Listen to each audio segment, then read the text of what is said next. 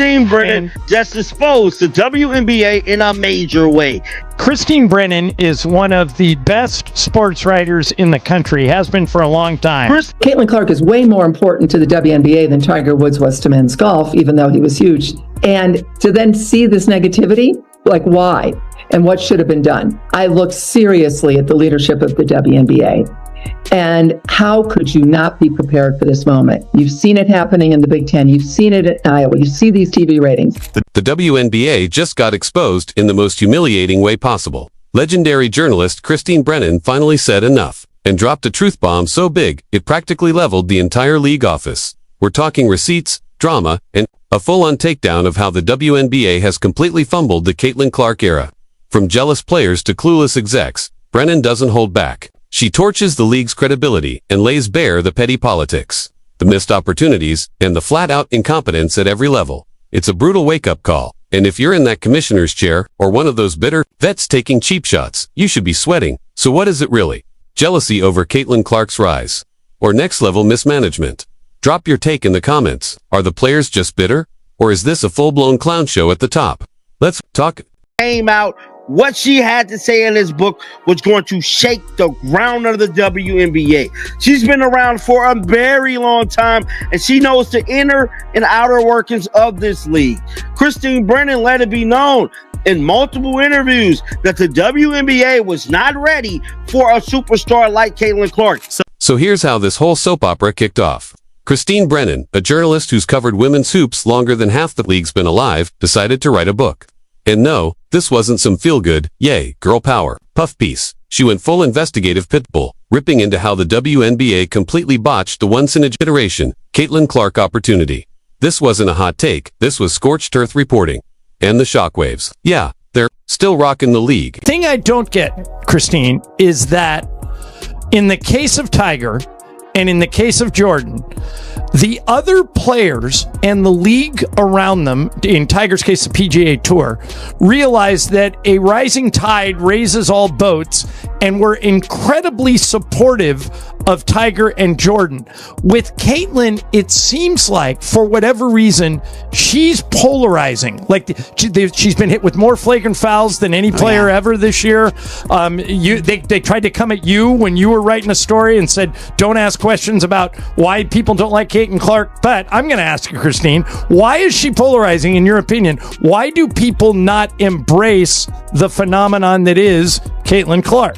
Brennan didn't show up to hand out participation trophies, she came with receipts. She ripped the curtain wide open, exposing just how clueless, jealous, and downright lazy the WNBA leadership was when the biggest star in women's basketball history landed in their laps. Caitlin Clark isn't just another draft pick.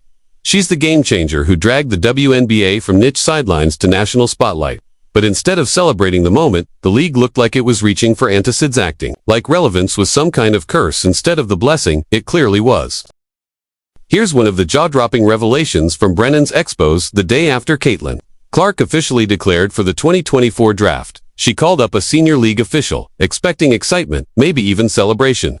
Fireworks, headlines, some confetti at least. But what she got instead was a calm, matter-of-fact response. Clark, entering the league, the official said, is the biggest thing since Maya Moore. Now, no disrespect to Maya, a generational talent, an absolute legend of the game. But outside of hardcore basketball circles, Moore was virtually invisible to mainstream America. The average fan couldn't have picked her out of a grocery store lineup. And that's when something clicked for Brennan. She'd covered everything. Wimbledon, Super Bowls, Tiger Woods, the best of the best. But suddenly, she found herself watching Clark with a kind of fascination she couldn't quite explain.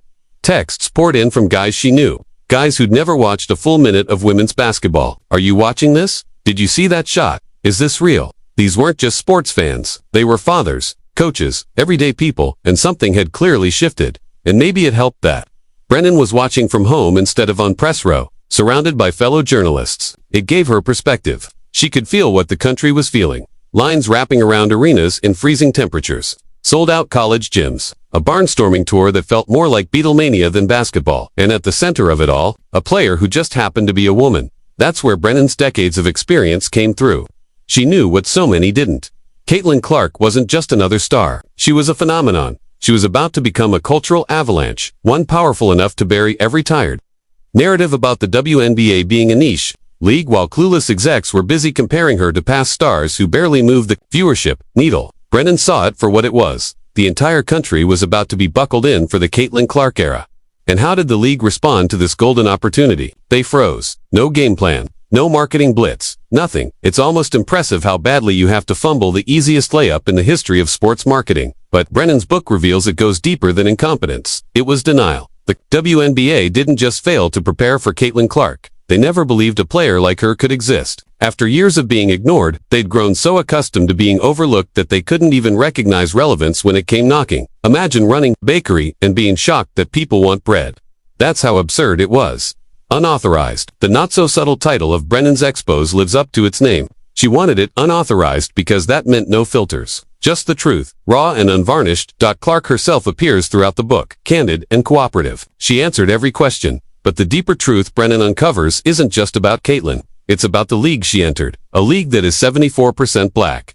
A league with decades of underappreciated stars, many of whom never got the spotlight. They earned. Brennan, a white journalist, doesn't pretend to understand the lived experiences of the black women who built the WNBA. She states it plainly. We don't know what it's like to be black in America. So when a white woman from Iowa arrives and instantly becomes the biggest name the league has ever seen, it's not just a sports story, it's a cultural reckoning.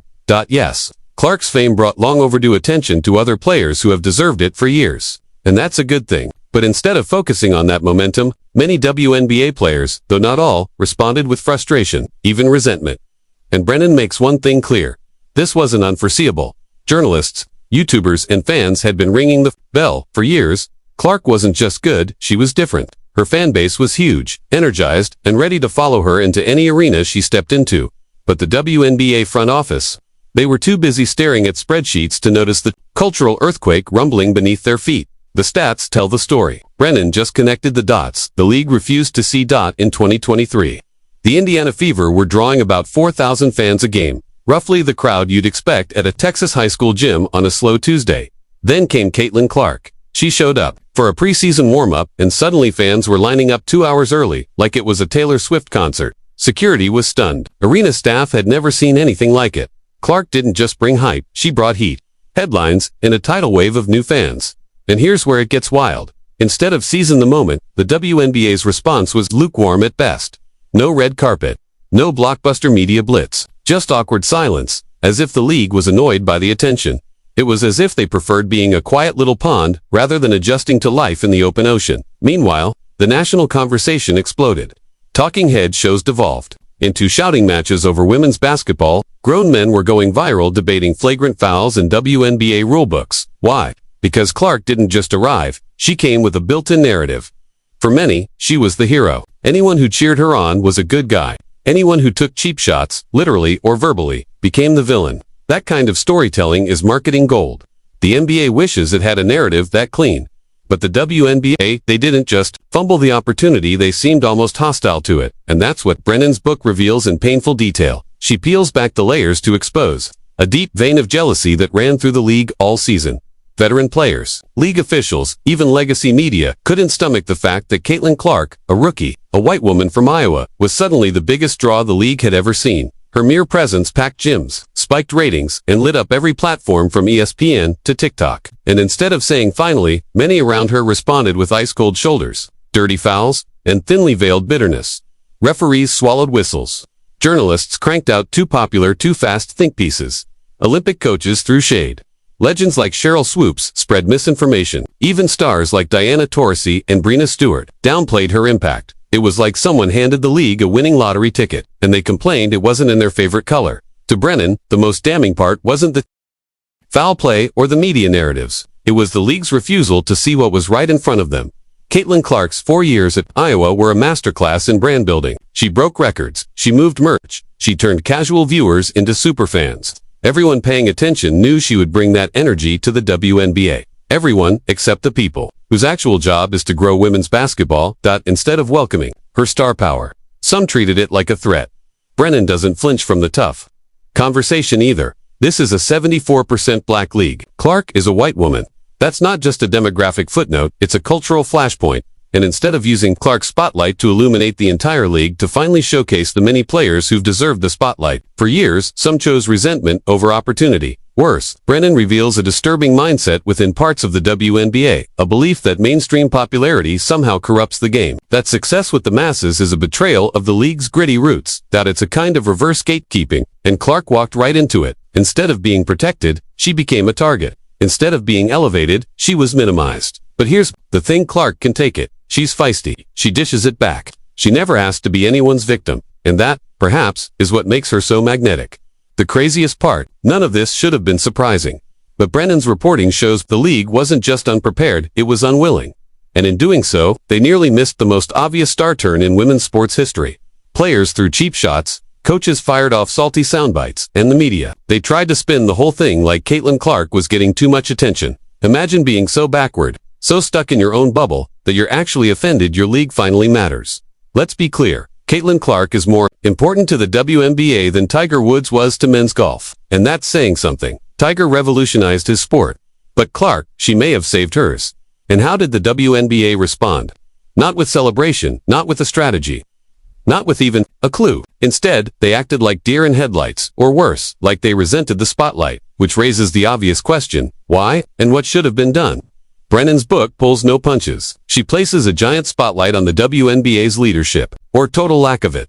How were they not ready for this moment? The signs were there for years. Sellout crowds in Iowa, record-breaking Big Ten viewership, social media numbers that crushed every metric. At one point, 4 million more people watched the NCAA women's final than the men's. Let that sink in. And yet, when the WNBA was handed the most bankable star in its history, what did they do? They face-planted the biggest marketing opportunity they've ever had. The merch situation, a clown show, the game scheduling, bizarre, the promotional strategy. It looked like it was designed by people who'd never promoted anything more complex than a lemonade stand.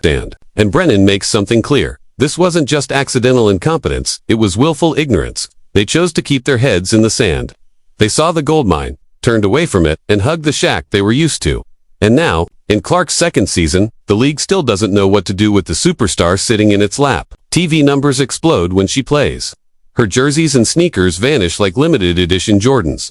Every arena turns into a rock concert. And still, the vibe from many inside the league is awkward at best, hostile at worst, like they're hoping the Clark circus just goes away so they can go back to their comfortable, irrelevant echo chamber. Let's not kid ourselves. A big part of this is race. Clark is a white woman from Iowa, in a league that's 74% black, and Brennan doesn't shy away from that. In fact, she makes the case that this dynamic, instead of being handled as an opportunity for unity and growth, became a flashpoint of division and jealousy. Here's what's crazy. This should have been so simple. You back Clark, you protect her from the petty fouls and trash talk. You build the league around her while lifting up the rest of the talent pool. Instead, they put up roadblocks, they swallowed whistles. They let physical intimidation become a regular feature of her games. And when the receipts are laid out, as Brennan does masterfully, it's clear the league wasn't just passive, it was complicit.